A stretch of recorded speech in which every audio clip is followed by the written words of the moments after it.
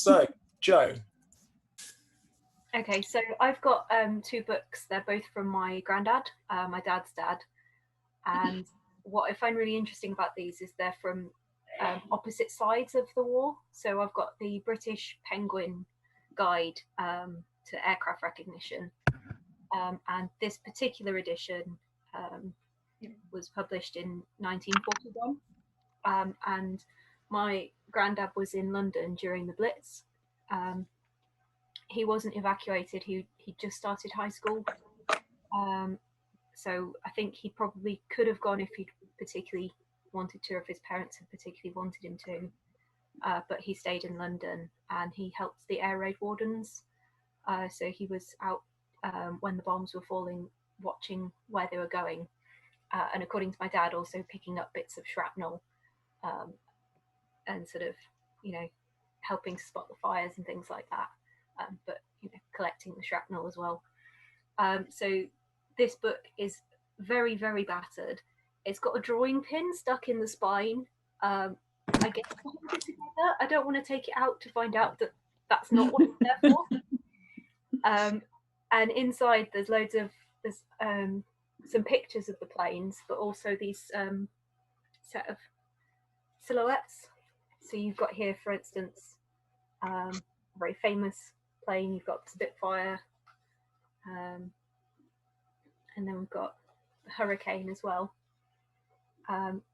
So yeah, I find this book quite interesting that it is from the time, and knowing that he was involved in the air raids and in the Blitz.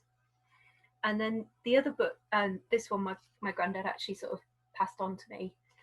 This one we found after he passed away, and originally I thought it was a German Bible, but it's actually the Luftwaffe calendar. So it's a sort of almanac or annual for the Luftwaffe from 1943. And I don't really know where it came from. It's got a little bit of writing in English in it on this page. I don't know if you can see, which I think is my granddad's writing. So it looks like he was translating some of it. And sort of similar to the other one, it has got silhouettes of the different planes to help identify them. Where I think it's come from is that he was in the RAF after the Second World War. So he flew during the Berlin airlift as a flight engineer. And so he would have been in Berlin just after the war. And I think he probably picked it up as a souvenir then. So yeah, those are my two books from the Second World War. But one of them has a little bit probably of a Cold War story to it rather than a Second World War story. So has anyone got questions or? I was just wondering about the drawing pin. Why was that put in there, do you think? I have absolutely no idea, but it's been in there as long as I've had it. Okay. So it's sort of stuck in the spine. Yeah, it's doing no, as a bookbinder, it's doing no good whatsoever. I mean, I sort of assume it probably isn't, but it's kind of part of the book now. I understand. Yeah. It's an artifact. And it is very, very battered. Yeah. Jo, are there particular sections that you can tell that your grandfather as a young man was looking at a lot to identify planes? Are there bits that are more battered than others, more well used? No, it doesn't seem to fall open to anything. It just sort of looks like it's generally had a bit of a hard life. But I don't know whether that's from use during the war or from moving house afterwards. I don't know whether it was kept pristine while it was being used, and then sort of, in the 60 odd years, 70 odd years afterwards, it's just, gradually started falling apart, because it is a sort of Penguin paperback, and I don't know that they're the most robust books. If you want me to glue it together for you, I will. There's an offer. Joe, when were the books published? Because you would imagine that a lot of this information they wouldn't want to circulate during a war. So this one was first published in February 1941, and the reprint I have is May 1941. It doesn't tell you. So, for instance, on the Spitfire, it says that it's, according to official figures, it's the fastest single-seat fighter, maximum speed of 367 miles an hour. Tells you what guns it has, but then it goes on to say a modified Spitfire with more powerful Merlin engine is now coming into service, and it's considerably faster than the standard type. So it doesn't tell you how fast the new one is. It just tells you how fast the Mark I is, and that in 1941 would have been starting to come out of service.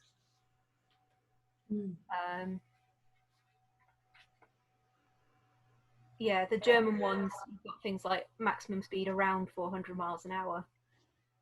It's mostly about how to identify them from the ground. So you get the sort of silhouette images. The German one, I can't read particularly. I don't know enough German. It looks like it tells you it goes about 200 and that's a so Spitfire 500 to 600 kilometers STD. I think it's saying similar at the bottom. I don't know how well you can see the writing. It's not only in German but in a really awkward font. Yeah, lovely font. It's very pretty. But I'm trying to learn German to read this has been slightly stumped by I need to learn how to actually read the slightly squiggly writing as well. Yeah, the Gothic script. They're not big on accessibility in the Nazis, as far as I know.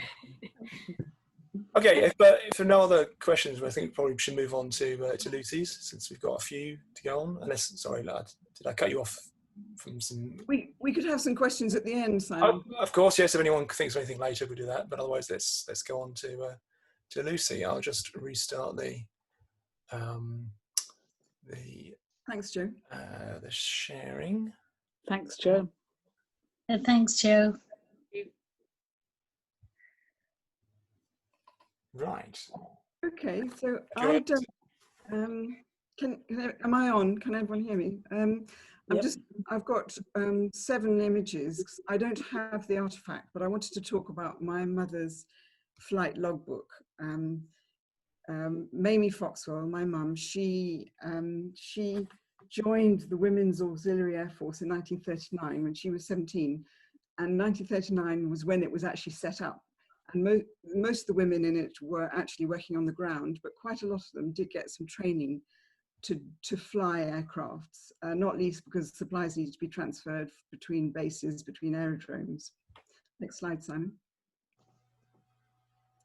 And this is the book that she had to record her flying, because she got some training, and she always used to say that she learnt to fly before she could drive a car.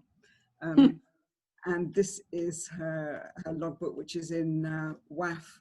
It says Royal Air Force, but it's actually the women's, that blue, it's a sort of bluey colour, which is very much the colour of their uniform. And there she is. And I don't know what HSO is. Anyway, there she is, Mamie Foxwell. Okay, next slide, please. Okay, inside, she recorded all her flights, which, with the date, she was obviously based at Anstey Airfield, which is in Warwickshire in 1941. And you've got the aircraft she was flying, the pilot she was flying with. A duty flight, I think, is mainly training, and then there's some tests that she was taking. And at some point, she was taking photographs, and they're mainly return flights to Anstey. The last one, you can see the last flip around Elmdon, and at the last channel, the last column is the time of each flight. So you obviously each pilot had to, or each trainee had to accumulate a certain number of hours before they could say they were a pilot, as it were. You could see that she was mainly flying tiger moths, and I'm going to show you a picture of a tiger moth in a minute. It was mainly tiger moths there, one Oxford and one Sterling. Next slide, Simon. That was 1941. And this is a tiger moth, which looks horrendously scary, and it's sort of more appropriate to World War I, but it was actually designed in the 1930s by Geoffrey de Havilland as a primary training plane for the RAF. So that's what she learnt on. And then she also flew an Oxford aeroplane. Next slide, please, Simon.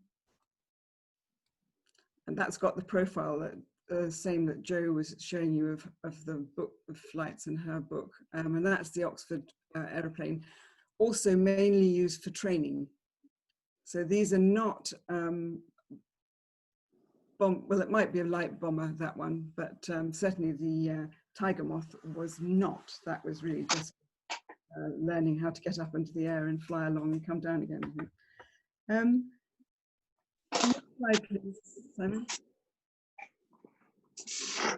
So at the end of the war, she was in Newmarket, and then she went to, she's logged 3 flights from RAF Witten, and that is up the Ouse Valley, close to Bomber Command in Huntingdon, where she was stationed in the last months of the war. And there you can see in 1945, July the 6th, 1945, she flew a Lancaster to deliver spares to Nuremberg in Germany, and the return flight took 7 hours. So that was quite a long one. And on the 24th of July, she did what's called as a cook's tour via Cologne. I'm not sure what they were doing, whether they were just enjoying themselves, or that was also a long flight. Those 2 flights were in a plane called a Lancaster.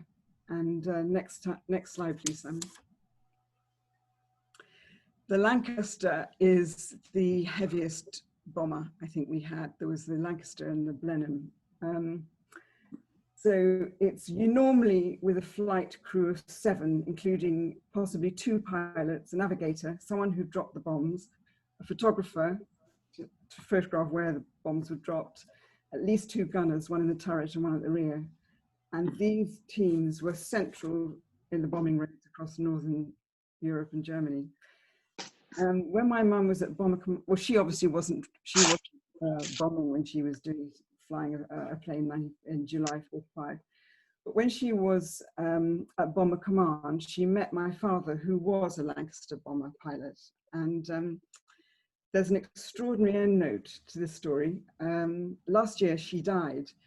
And when we buried her at Barton Glebe, to the west of Cambridge, a heavy World War II bomber plane, either a Lancaster or a Blenheim, flew overhead as we walked up from the lodge to her grave, which is the most extraordinary thing. And it was presumably doing a circuit from Duxford, but there are very, very few of them around now. So that was a strange and unexplained coincidence. And that's the end of my story.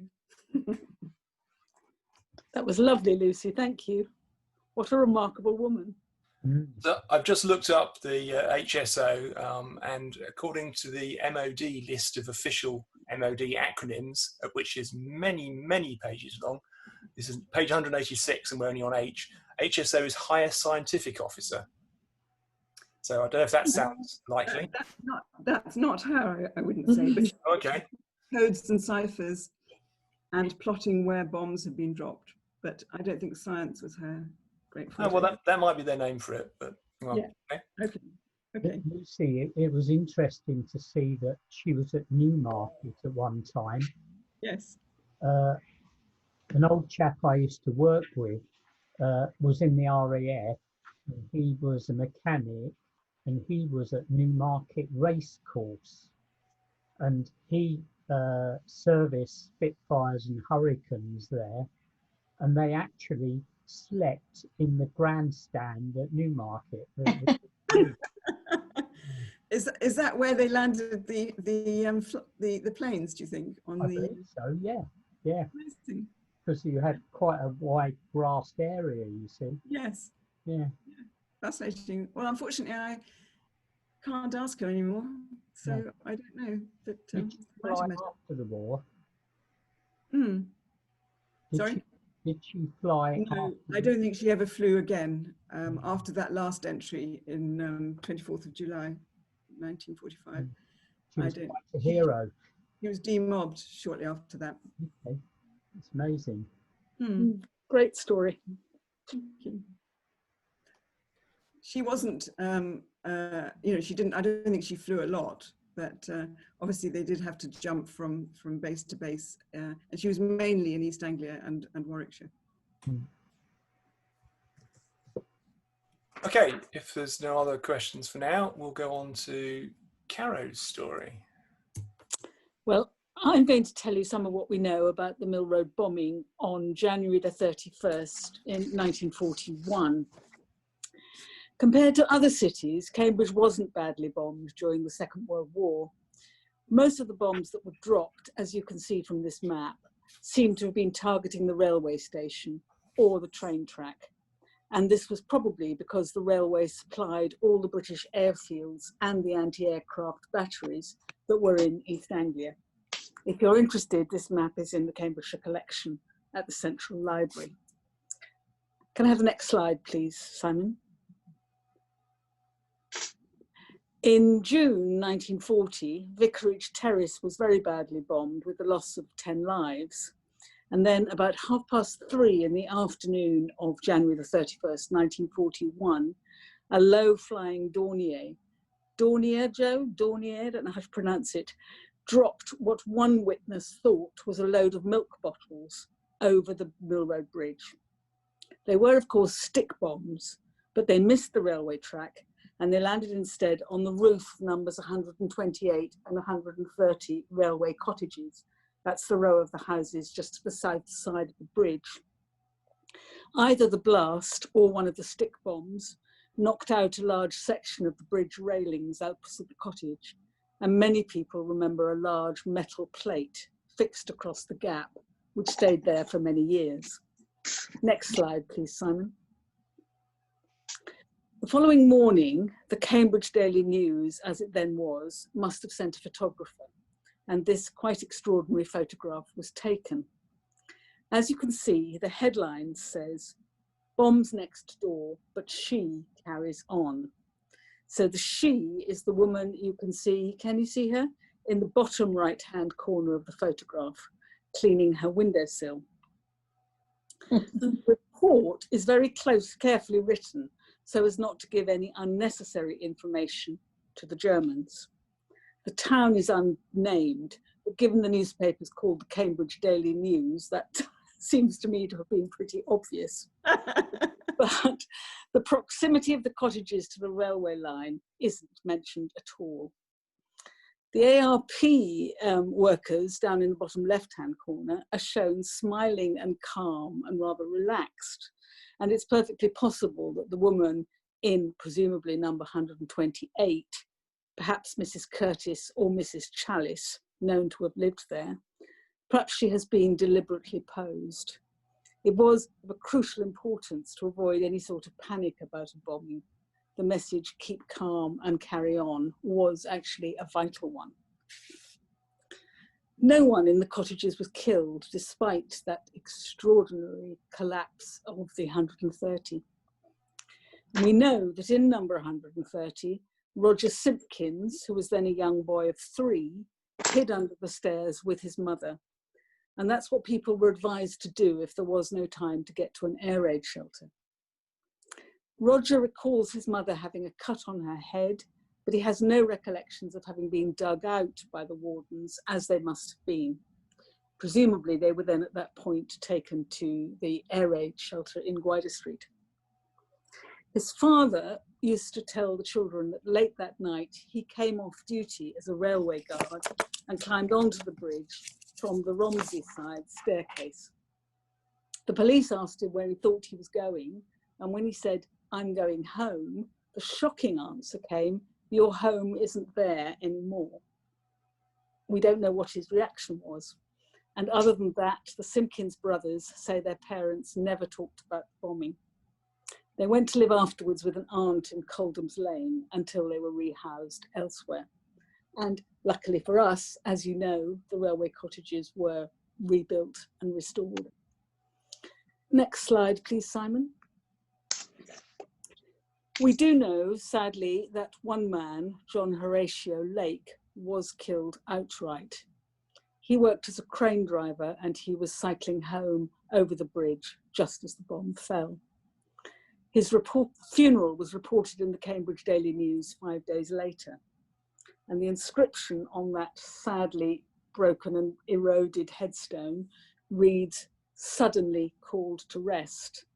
Apparently, and I think it's Joe who told me this, the word suddenly on wartime monuments is a well-known euphemism for death by bombing. We know that the blast damage right across Mill Road was extensive, with windows blown out and in some cases houses rocked right off their foundations and settling back with various degrees of structural damage. It's possible that this had something to do with the demolition of the very handsome Morecambe house, which used to be next to the railway cottages, which is where the station master lived. Certainly, there's no station master recorded as living there after 1941. Next slide, please, Simon. Now, this last bit of account is about a piece of shrapnel possessed by a Mill Road History Society member, Pam. Sadly, I have just heard that Pam died in September, so our telling her story now is a way of tribute to her. On that day in January, there was a mix-up of communication in her family. Pam should have joined the rest of the family at a tea party in Mawson Road, but in fact, she was in the family house in Ross Street when the bomb fell. Not knowing that she was safe, as soon as he heard the air raid siren, her father began to hurry to the bridge in a panic that she could actually have been crossing the bridge at the exact time of the bombing. She says, "My father walked as far as the bridge and he had quite a job getting over because they were stopping people coming over at the time. But when he explained that his daughter could have been on the bridge, they let him through to check I was still at Ross Street. I do remember him arriving at Ross Street and there was great, great relief. And of course, then we had to go back and they let us back across the bridge." Our correspondent thinks, that's Pam, thinks that her father must have picked up that bit of shrapnel while he was waiting to be allowed to go across the first time, because she doesn't recall him picking it up at the time. So you can find, Simon, last slide, if I may. You can find, I hope this has the URL on it, does it? You can find the full report on the bombing by going to that URL. It's part of Capturing Cambridge.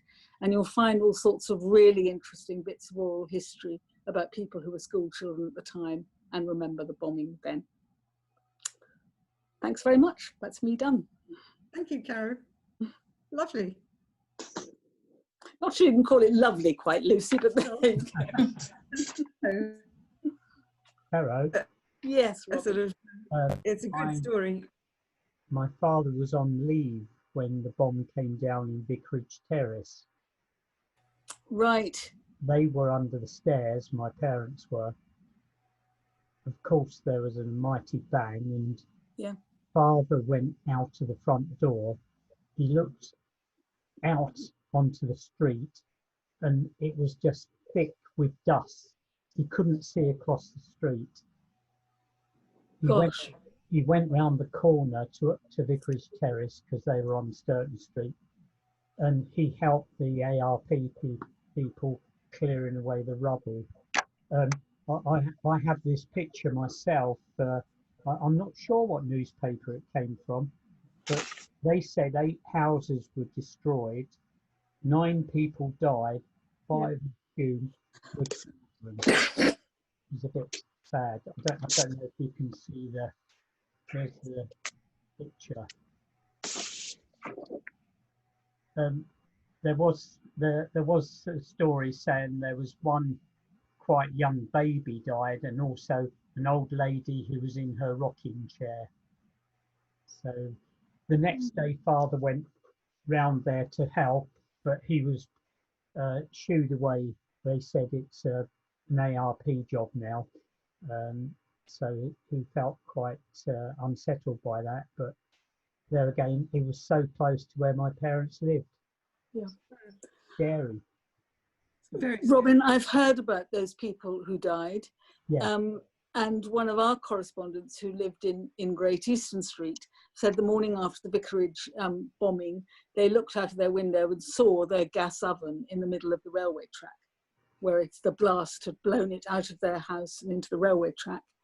And his parents' reaction to the bombing of Mill Road Bridge was extreme disgust, because they had only just finished redecorating the house after that vicarage bombing, and then it all had to be done. It all had to be done again. Amazing. Yep. As a child, I played on the bomb site because they didn't rebuild for years, you know. And Yeah, I do know. us kids, it was all up and down and rough, and we used to have a wonderful time on it. But it's very sad. Yep. That was in Vicarage Terrace, was it, Robin? Vicarage Terrace, yeah. Yep. And there are now granted flats there where the houses were originally in place. And of course, in Mill Road, there are the Cambridge housing flats where Morecambe House, the station master's house, used to be. Oh, it was there. Okay. Yep. Interesting. Yep. Okay, do you have any more questions? Feel free to unmute yourself and ask a question. Anyone who's been quiet so far. We don't bite. I was going to add to Robin that I found in our Sturton Street history project some elders who also have a lot of memories of the Vicarage Terrace bombing rather than the railway bridge bombing, because it shook all their houses, and as children they were frightened but also amazed in the morning. One of them has a story about waking up and seeing feathers everywhere outside and being very confused because all the pillows and all the bolsters had all kind of blown around in the explosion and covered all the hedgerows and gardens with feathers. So I looked up, Robin, that the child who died was 5 months old. So I was given one of the newspaper reports by a Sturton Street resident whose father was had a business renovating church organs. Oh, yes. Was it Hall? Hall, yes. Yeah. Yes. They So were just Charles Hall's father, yes. They were just off Sturton Street. That's right. Opposite And he has a lot of memories too of this period of time, and he said everyone was so sad because the parents survived. They were lying in bed upstairs and they only had scratches and bruises, but their little daughter Heather was only 5 months old and she died in her cradle. sad. Yeah, that was very sad. Okay, right. So I think we'll move on to the next one. This is a pre-recorded piece. This is Mary interviewing, is it her father? I forget now. Yeah, it's her father, Stephen Thompson. The interview is from July 1999, and it was originally done for a Year 6 project. I have cut out some chunks of it and shortened it, so the reason it doesn't quite flow completely is because it's extracts from a much longer interview. Yeah. Okay. Let's hope this works. The first thing I wanted to do was join up, but try as I might, no one would have me, as I was in a reserved occupation, and this consisted of various trades and professions they thought were better off doing good work at home rather than fighting in the trenches. I'm not really. I see. So, what did you do during the war then, apart from your work? Well, I joined what they called the LDV, the Local Defence Volunteers, and this eventually became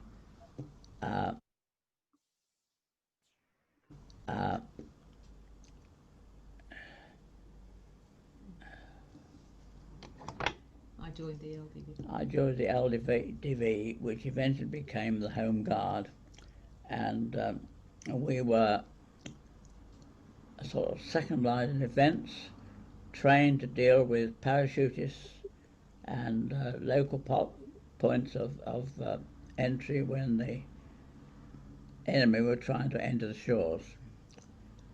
I hear you had other things to do as well, apart from worrying about if the Germans might land. You got all sorts of odd jobs. Something to do with cows, I think, one day. Yes, well, we had a friend who was a farmer, and on Sunday mornings we used to have a parade at the top of Limekiln Hill and learn bayonet practice and all that sort of thing.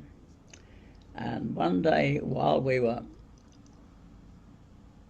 on this exercise, a bloke came up from my friend's farm, Bob Arnold, to say that a number of cattle had arrived at Cambridge Station. They hadn't been fed or watered for 24 hours, and could we get down there to remove them and get them back to safety in Cherrington. So there was about 5 of us went down, and these cattle were in a bad state, and they came down Station Road, and 2 went down the road opposite Hills Road. 1 went straight down, a 3rd one went up the bridge, and the 4th one went down Cherrington Road. So there was 4 of us. I said, and we had to gather these all together to bring them into a herd and bring them back to Cherrington. Well, this is quite a job. Nobody had done any herding before. Had we have known, one would have walked in front and then the cattle would follow. But no, they went in all different directions.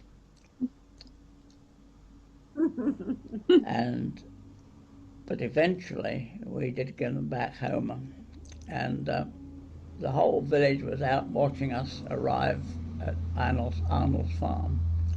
And my wife, Irene, had a child in her arms as we walked down the road. And that child, I think, was Susan. Yeah, I expect it would be. She wanted to go and screamed, and so we had to follow to see the cattle safely into Arnold's farm. Was that Sydney Hall Farm then, at the bottom of Mill End Road? That's right. Ah, right. I didn't know that was his farm, right. And he had a lovely walnut tree, and for years we used to pick up walnuts from there. So did that help with the rationing during the war? Did you find rationing quite hard? Oh yes, very difficult. What about your children? Did they get toys and things during the war? Very limited, but I did manage. We had one large panda delivered to a toy shop in the town, and I bought that and gave that to Susan for her first birthday. We've still got it somewhere. And what about things like bicycles and things? Could you get hold of those? Only second hand. We bought a second hand tricycle, and it was bits and pieces really. You got what you could. They advertised a bicycle for sale in Fen Ditton, and I cycled to Fen Ditton and was the first one to get there, and brought this bicycle home on my shoulder, cycling of course, and on the way back there was offers all along the line of people trying to buy it off of me. I hope Susan appreciated her bicycle. Oh yes, she did.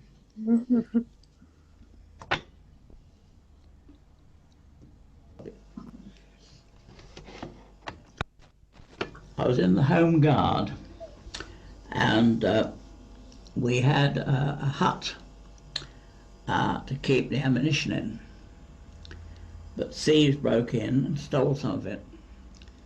So as I was weapons training officer, or rather corporal, I thought I was responsible for looking after this ammunition? Well, we got nowhere to put it except under the bed. So during the war, we slept with mortar bombs, hand grenades, and all forms of explosive underneath our bed. This is you and your wife? Yes. And at that time, there was a lot of fire bombs, and the fire bombs used to come down, set all the corn on fire, lots of houses on fire, and if one had come through our house, we should have been a rare old mess. Well, we wouldn't know much about it anyway. Daylight bombing was a feature, and very often there'd be very little warning. And on one occasion, a bomber came over and dropped bombs on and near the railway station. Well, on this particular occasion, my mother was meeting a friend quite near the railway, and a shoe, which is the thing that holds the rail to the sleeper, was blown up and came through the roof of the house where my mother was visiting friends. And was this house next to the railway line? Very near. Very near. And what sort of thing was this shoe? How big was it, do you think? Well, about as big as that. Two arms, two hands clasped together. Two hands clasped together, Yeah. right? And so it'd be quite heavy. Oh yes. Made of cast iron. cast iron, right? Okay, so it'd And be it could do a lot of damage. In fact, it did. It went right through the roof.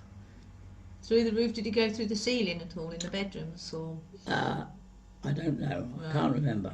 But nobody was hurt. Nobody was hurt. Not that time. But my mother took shelter by getting under the table.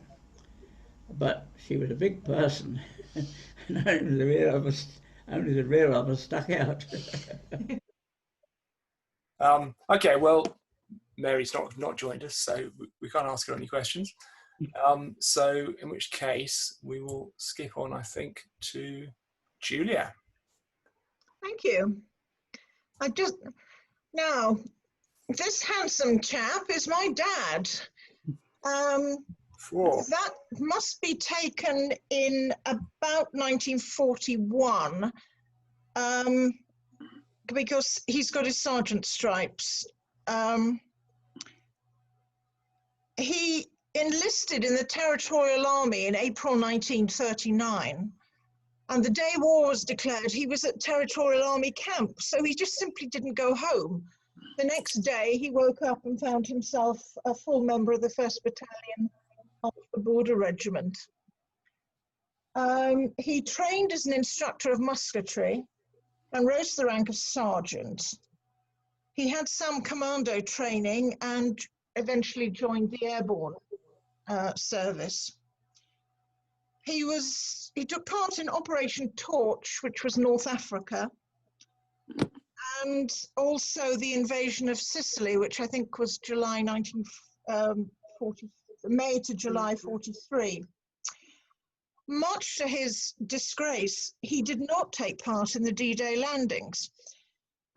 He spent June 1944 at Mansfield Airport pretending to be an invasion force using cardboard tanks, because they were supposed to make the Germans think that the invasion was going to come from Kent and not as it did from the south coast across to the Normandy coast.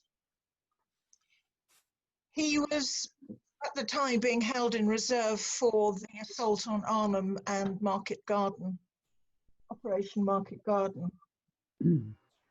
He landed in Holland as part of the second wave in the gliders. Now, the gliders were just literally made of hardboard. And he said, as it hit the ground, the wings fell off, and he resolved at that moment never to fly again. he was the platoon sergeant of 22 Platoon D Company, and he spent the first few days of the Operation Market Garden assault in a foxhole guarding a crossroads. He was wounded on the 21st of September and was posted missing on about the 25th of September. Could we have the next slide, please?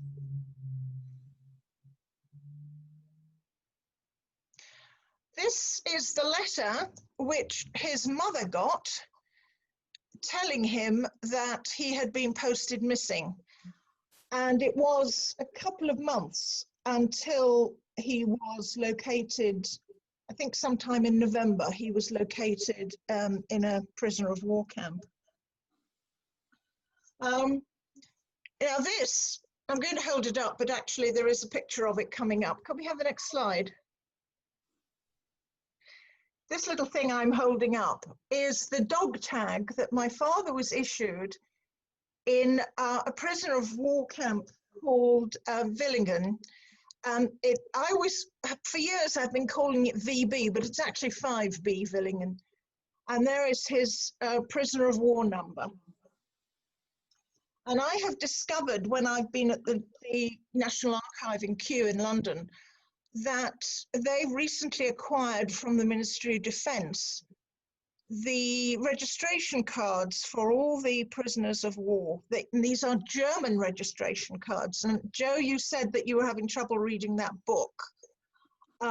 These registration cards are written apparently in high German Gothic script, but handwritten, and are impossible to read. And for obvious reasons, because they were only released for inspection at the end of January of this year, to coincide, I think, with my father's 100th birthday. So I can't quite understand why that was, because he's been dead 25 years. But but it does record. It is the record card that was created when that number was issued to him. He then moved on from that camp to another one called Stalag 7A Moosburg, and finally to Stalag 383, which was at Rosenberg near Hohenfels in Bavaria. And they were just slowly moving him over towards the east during this time. Now, for several weeks before liberation, the POWs knew that the American army was on its way, and the Germans knew this too.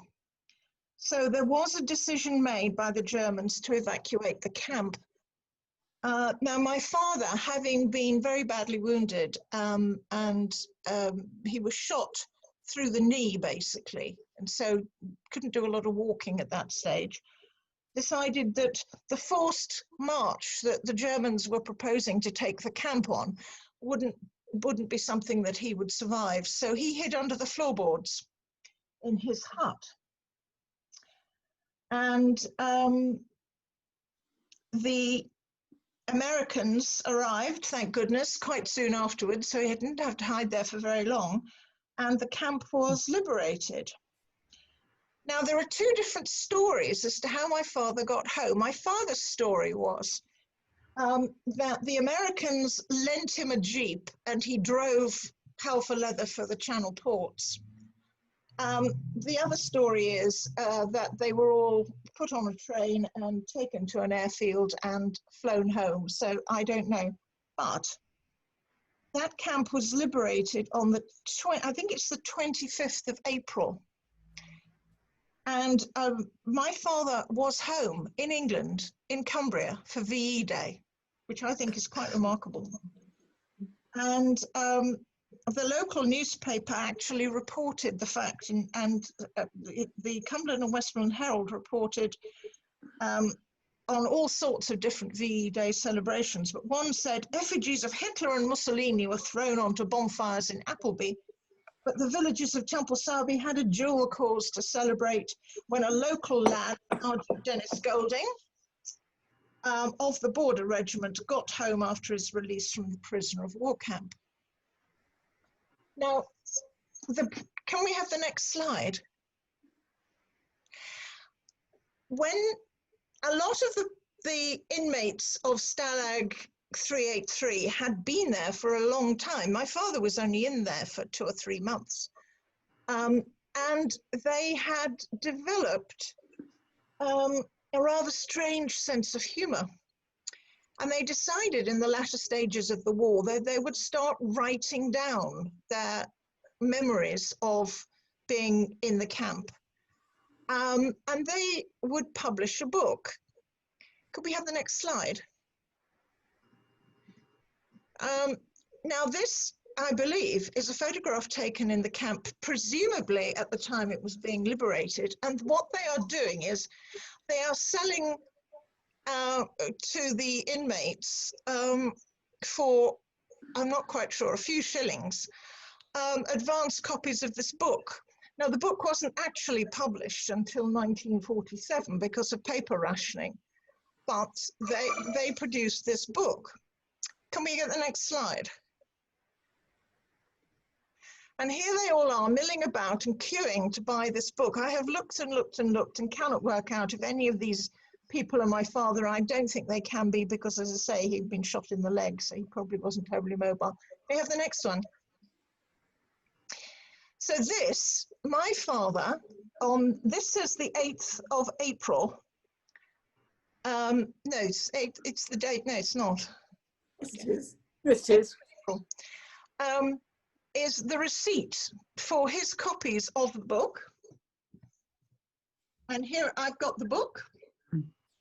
And I just think it's extraordinary that the inmates of this camp could write what is a very, very funny book about their time in the camp. Have we got time for me to read a tiny bit to you? Yes. Go on. Well, this was one of them describing the fact that they were going to have this march that my father knew he couldn't go on because he wouldn't survive it. But the rest of the members of the camp thought, well, we can't all hide under the floorboards or the Germans really will come looking for us. So most of them decided they better go on this march. And it begins, the march was preceded by a picnic. Having got us out of the Stalag by a mixture of threats and entreaties, quote, don't let this end in bloodshed, said the commandant, unquote. The Germans seemed bewildered as to what to do with us. So we dumped our kit on the ground, spread out over the fields, and started a general brew-up. The brew-up lasted for several hours and looked like lasting forever. For if anybody felt less like a hike than we did, it was the Jerry soldiers. Sorry, it just goes on like that. They just are so pleased to be liberated. So I've got 2 copies of this book. I think it's quite extraordinary. One that was my father's and one my father gave my mother. So any story like this needs a happy ending. My parents met after the war, and my father needed a car. He was wounded, but he was courting, and courting a girl who lived several miles away. Could we have the next slide?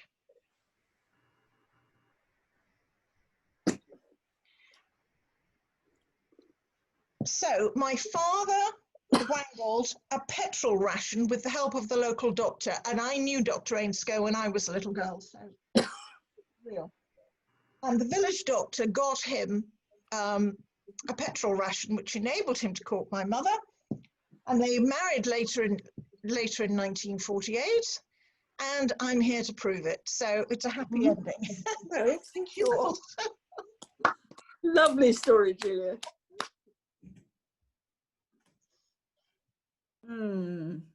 Lovely story. I think there's a novel in there. I do have, surprisingly, a great number of pieces of paper. My grandmother obviously kept the letters, the letter saying that my father was then a prisoner of war. And it's a very funny letter because it says, you'll be pleased to know he's a prisoner of war. Oh, and by the way, we'll keep on paying you the allowance, because she used to get 2 or 4 a day for having a son in the army. And then there's a letter dated the 15th of May 1945 to my father, telling him what his back pay was for having been having been a prisoner of war for all those months. So he got £64 for that. Gosh. And I got all sorts of bits and bobs. So they will eventually go to the Border Regiment Museum. I can't think what else to do with them. I've got his medals. Where did you get those photographs of them in the camp? Google. I Googled it. There is a website which deals with all the different stalags. Fascinating. Thank you. Okay, any more questions for Julia? Okay, right, we'll step on then to Martin. Thank you. Tell us about this. Well, hello everyone, and this is my object. It's a card to Mr. and Mrs. Jones of Poplar Road, and they are my grandparents, who I remember with great affection. And you can probably read there, penciled in, the translations of the Japanese. Along the top it says prisoner of war male, and down the side it says passed by censor, prisoner of war male, Malaya.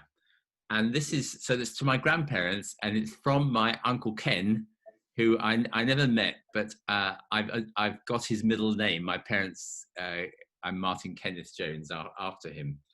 And so it's a letter from a prisoner of war camp. And what I learned about my Uncle Ken as a child was that he got caught in the fall of Singapore in February of 1942.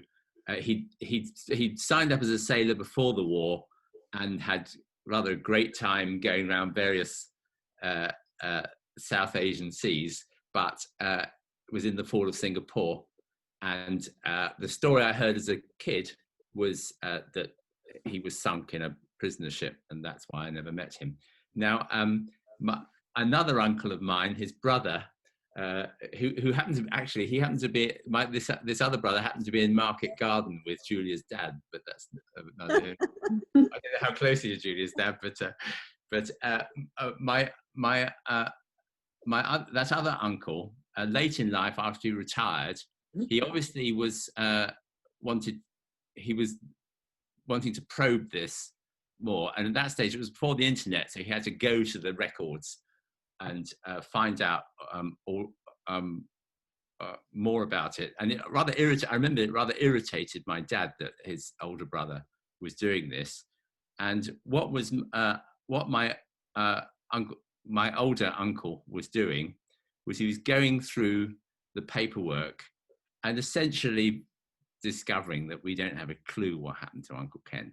And one of the things about this artifact, this story, is it sort of highlighted that a rather extraordinary number of people, we don't actually know what happened to them during the course of the war. Through my older uncle's researches at various of the archive records, they were able to establish after Singapore fell, he clearly got a boat to Tilok in North Sumatra. For anybody who knows North Sumatra, it's very near to Medan, and he was spotted there, and he was looking after some wounded colleagues there.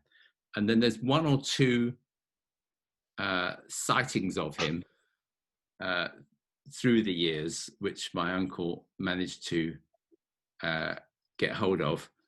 And then what my uncle found out was two separate communications with my grandparents, one in February of 45 and the other one in January 46, informing my grandparents that their son was missing, presumed gone down with a certain ship. The thing that struck my uncle was the two missives described different ships going down in different locations. Now, years on, we have all these resources on the internet, so it's clear the trail had gone quiet.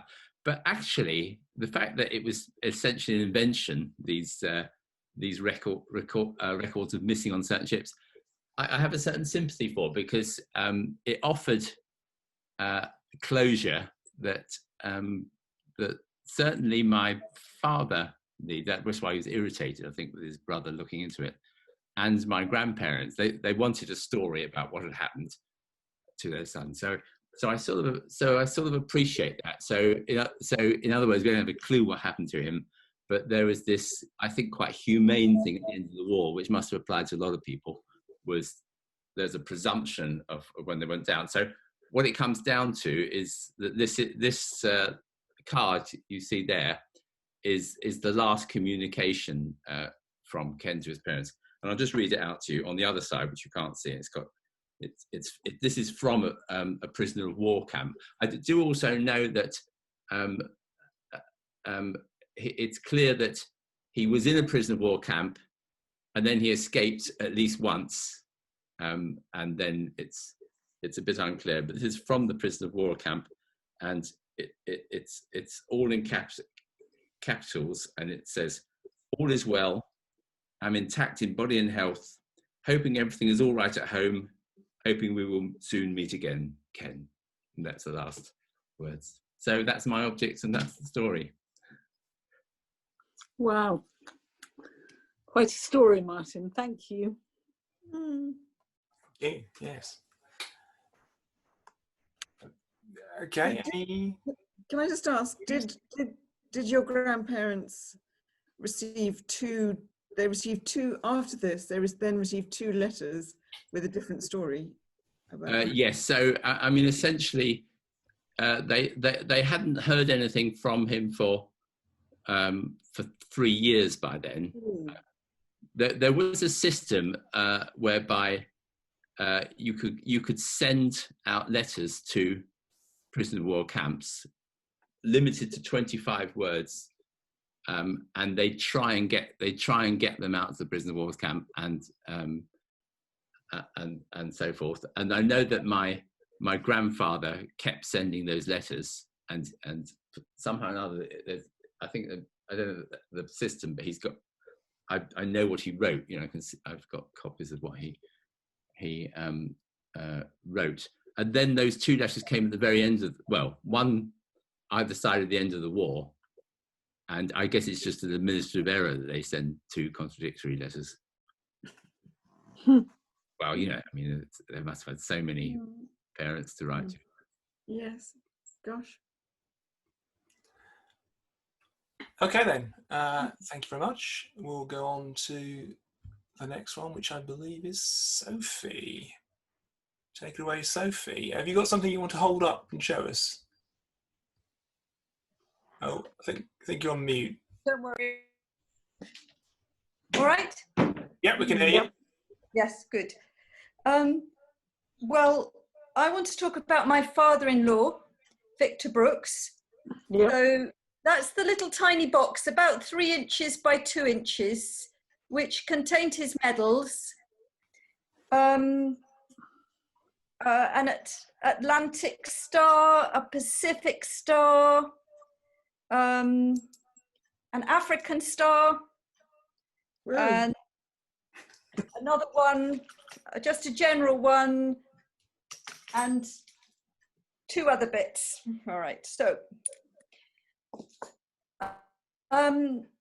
Victor enlisted in the army, in the Defence Explosive Ordnance, and he married in Glasgow on the 6th of December 1941. Very quiet little wedding. On the 7th of December, the Japanese bombed Pearl Harbor. So it was a very short honeymoon. He was then put on part of a merchant convoy traveling to St. John's in Newfoundland, and he had a Bofor gun and he was defending the convoy. There was stormy weather in January and the convoy was split up. And their boat, the Wildebeest, found themselves on their own, and a U-boat surfaced and gave them 15 minutes. They said, if you want to leave your boat, we'll give you 15 minutes. Whereupon the captain sent Pete's dad to go and collect his best suit from his cabin. And he then scrambled down a cargo net and tumbled upside down and got his foot caught. Fortunately, he was wearing wellies and was able to wriggle out, and he got into the third of the lifeboats. Whereupon, as they cast off, they watched their boat sinking. He stood at the front of the boat and sang Deutschland, Deutschland über alles. He doesn't know quite why he did this, but I think it was sort of up yours. But he was nearly lynched by the other people in the boat. I can imagine. They looked for the food supplies in the boat and found that the stevedores back in England had stolen them. So they were floating adrift in January, 600 miles away from Canada, with no food. And several of the group died. In that time, they were at sea for days. It was also the time when Churchill had been over to America to see Roosevelt and was coming back. So, hold on a minute. But a Cessna flew over and spotted them and threw down a message saying, it's going to be dangerous, but if you want us to try and come down and rescue you, put your oars in the air. And altruistically, they didn't. And because they thought it would be too dangerous for the aircraft to try and come down and rescue them. Somehow, I think that Cessna got a marking on them, a sighting of where they were, a location. And one of the American group that was set out to escort Churchill part of the way across the Atlantic, one of the ships was designated to go and search for them, having worked out where the Atlantic drift was likely to have left them. The captain was given very strict orders that there was only so much fuel, and at a particular time he had to abort the search, turn around and go back. And that captain disobeyed his orders. He got to the end of the time and he said, I'm going to give it another hour. So he was putting his reputation on the line. He was disobeying orders. They did later run out of fuel, but he carried on looking and he found the lifeboat. It was the only one of the 3 lifeboats to be found. And the men were taken aboard and taken back to Bermuda. Victor was so disorientated that when they asked his wife's name, he told them his mother's name. He'd only been married a little while. And so his wife didn't get the news that he was safe for a very long time, which must have been hard. Anyway, he came back, and after the war, he also was involved in the relief of Malta and various other convoys. He became a GP, worked in South London near Brixton, and he became a Quaker in response partly to the war. And one thing which I find quite moving about this little box of medals is that all the medals were in little paper bags. I don't think they'd been opened really after the first opening. and all the ribbons are still sitting there. He hasn't bothered to get them out or wear them. He wanted to build peace from then onwards, I think. Thank you. Wow, Sophie. Amazing story. Thank you. Brilliant. Yes. Okay. Do there any questions for Sophie? I agree with what you say about the medals, because I have similar little box and I think those medals were in there until my mother got them out and made my father wear them many, many, many years after the war, when he went back to Arnhem to, they had a commemoration there.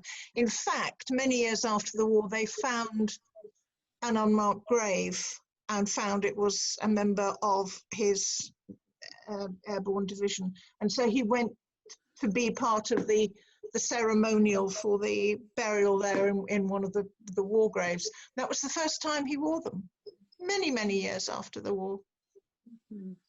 Yes. There are a lot more stories than these men would ever tell, aren't there? Yeah. Okay, right. In that case, let's crack on and we will hear from Robin next. Hello. Now, let's just bring you up. Ta-da! Right, take it away. Hello. My object is this. I don't know if you can see it very well. Higher, yeah. Okay, that's it. Just hold it there. Brilliant. And it was worn by my father, who lived at 143 Sturton Street, and the badge is officially known as a fouled anchor. And these badges were worn by Royal Artillerymen looking after naval ships, including manning merchant ships. But my father didn't man a merchant ship. He was in the Orkney Islands. The Orkney Islands was a very important area for the Navy because most of the fleet were up there. But at the beginning of the war, a German U-boat infiltrated, it was called the Scapa Flow, and sunk the Royal Oak destroyer. And after this, Churchill had some giant causeways made between the islands to stop enemy submarines getting into the eastern side of the area and sinking the ships. I've been up there. I went up there as a child and also about 12 years ago. And the causeways are roads between the islands, and they're wonderful things. And they were built by Italian prisoners of war. Poor so-and-sos, after coming from Italy, having to end up in the Orkney Islands in the cold and the snow of the winter. It must have been awful for them. But anyway, Dad was there, I think, for about 3 years. He had quite a nice war, actually. Mother joined him, and she stayed on a croft with a lady who had a croft. She was widowed quite early on, and she had 3 cows, 3 sheep, chickens. It was quite amazing, really. But Mother loved it there too. But anyway, here's a picture of me Dad. There you go. You over there, yeah. Look just like him, Robin. And this is in the Orkney Islands as well. So, and here's a photocopy of another one of they're in Blackpool my dad is, you can just see his face, the bit of his helmet there. Well, there. So, yeah, he spent quite a bit of time up there, made lots of friends. We went back there and stayed on the croft when we were children, and we had a super time there. And we visited because there are Italian prisoners of war in the Orkneys, they wanted to have church services, and they actually turned an old Nissan hut into a chapel, and that chapel is known as the Italian chapel. And when we were kids, we went there, and it was really run down. It was rat infested. All the paintings were falling off the wall because they'd painted murals, and it's quite beautiful. Some years later, the Italian artist who'd done lots of the paintings went back to restore it all. And now it's a major tourist place in Orkney on South Ronaldsay, and it's quite wonderful. When Dad was up there in the Orkneys, Mum joined him, as I said, but towards the end of the war, just before he was demobbed, Mother went back to the house in Sturton Street, and it had been used by a family from London fleeing the Blitz. Well, they left it in a terrible, dilapidated state. It was trashed, actually. And my mother set about decorating and repairing it with her father-in-law, my grandfather.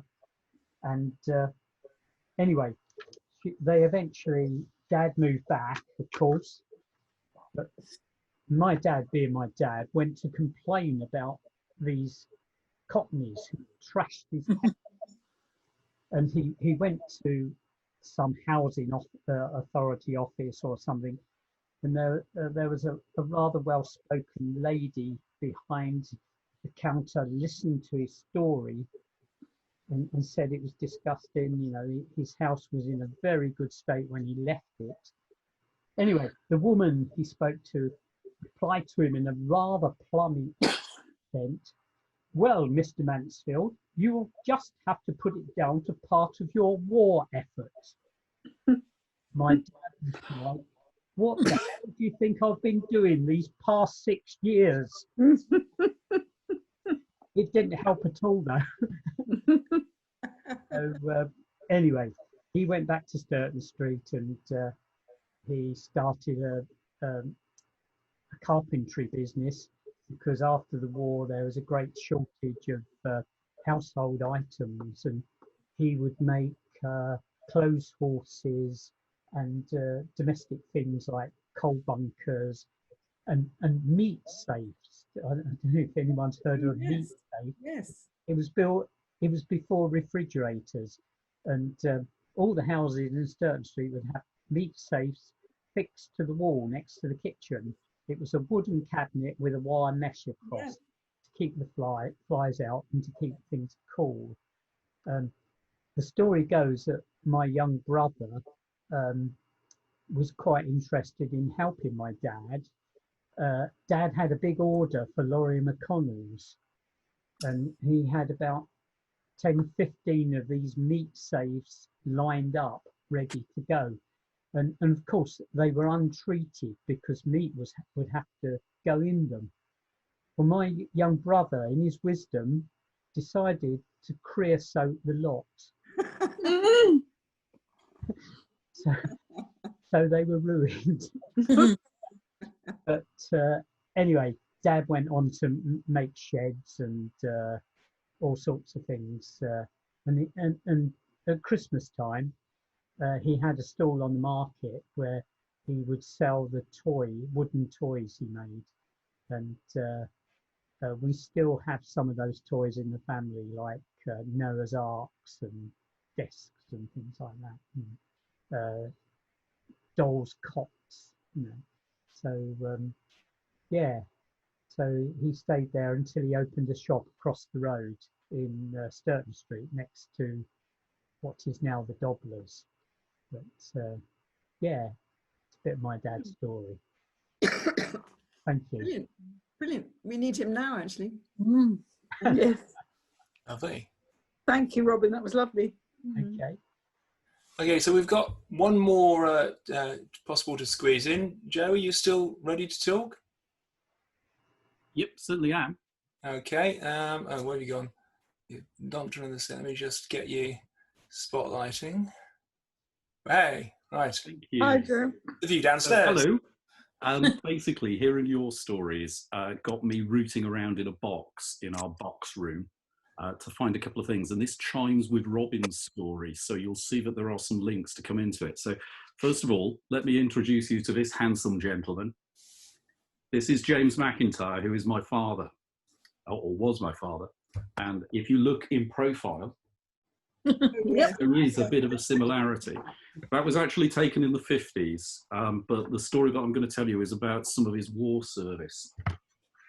So my dad was born in December 1919, and he joined the Navy in 1939, and he served as a Marine on a county class heavy cruiser, the HMS Norfolk. Now this is where we chime in with Robin's story, because the very first damage that was done to the Norfolk during the war was actually as a result of a near miss from one of the torpedoes that exploded and destroyed or damaged the Royal Oak at Scapa Flow. Wow. So we have a little sort of parallel there as far as that's concerned. He served on the HMS Norfolk throughout his career in the Navy, and later there was a second bombing at Scapa Flow, and it resulted in a massive amount of damage to the Norfolk. And the Norfolk sailed back to the Clyde shipyard where it was repaired. And that gave my father an opportunity. He got some shore leave as a result. And being a Scotsman, he went back and he saw his family during that time. But having then been at the Clyde shipyard, they then took the Norfolk to the Tyne shipyard in March 1940, following the repairs. And it was fitted with a brand new device, something that had never been used on ships before. And it was a thing called radar. Oh, yes. And this changed the functioning of how they did an awful lot of their gunning and things. My father was one of the gunnery officers on the Norfolk. Now, in March 1940, having fitted radar, the Norfolk was put back into service, and it was immediately put onto the Atlantic convoys.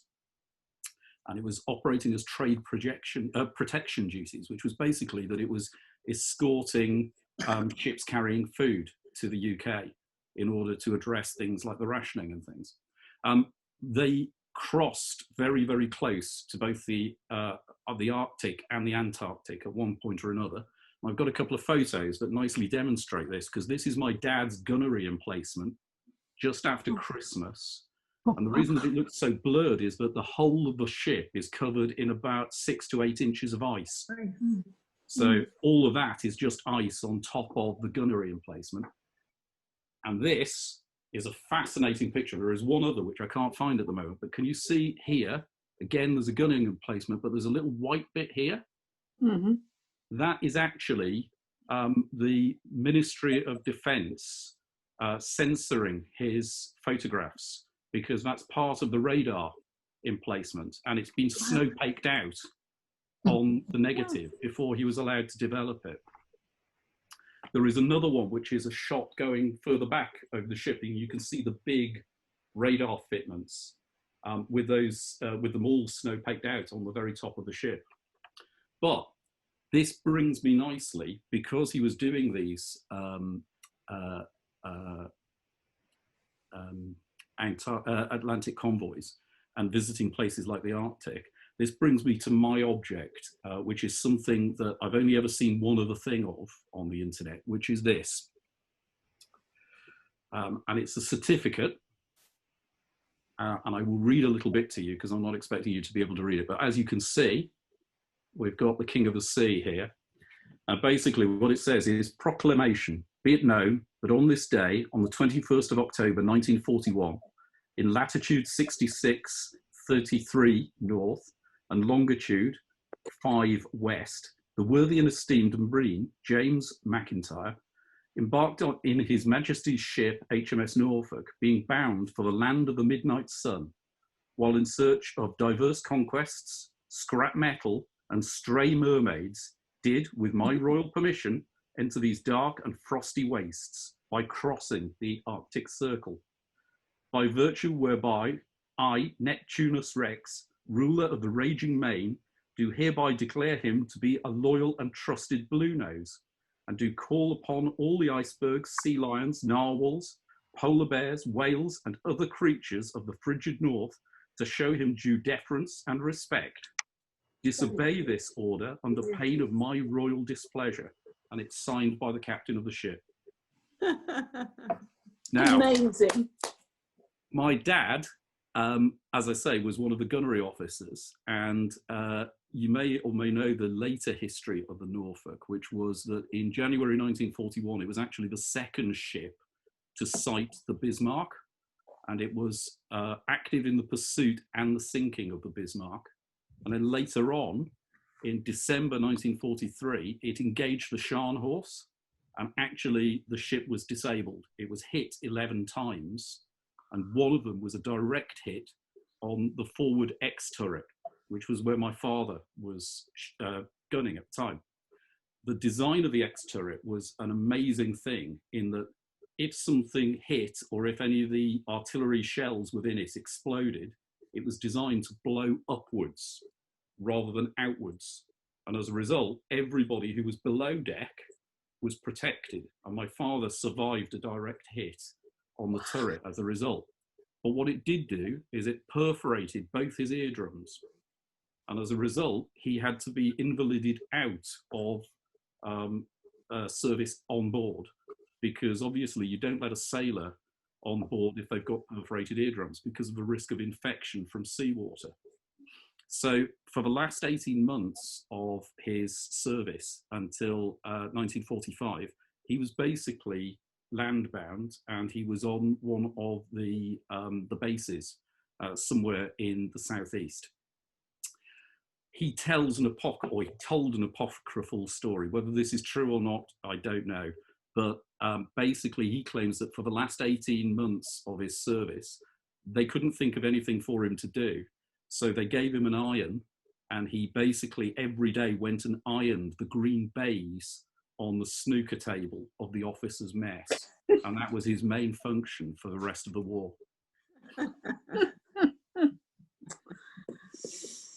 Great story, great object, Joe.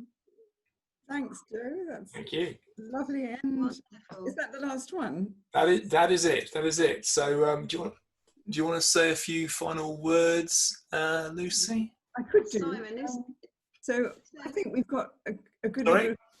Does someone ask me a question there? I was just wondering if I could add something. Yes. Sure. Yeah. It follows on from what you were saying about the raids on Cambridge. Sorry. Now, I have a little book called Assault upon Norwich, because I'm from Norwich. My father had family in Cambridge, and he used to cycle from Norwich to Cambridge to see them. But the statistics in here are that the total number of air raid casualties in Norwich was 1,432. And out of 35,569 houses in Norwich, 30,354 were actually damaged. So Norwich suffered a lot worse than Cambridge did in the bombing, presumably because it was a port. But I thought, although it's about Norwich, I thought you might like to just see it. What a great title and cover that is. Isn't it? Thank you very much. Thank you. Brilliant, brilliant. Does anyone else have anything they'd like to add to this? Yeah, can I just add something that at the moment the Imperial War Museum have lots of their photograph collections in particular that are sometimes behind paywalls all available. So, for example, I did a program for the BBC about the prisoners of war in Changi Jail from Singapore, and there are lots of textiles, which was often the only way that prisoners of war who were in separate internment camps could communicate with one another by making quilts and other objects and sending them to one another and sending them to the hospitals.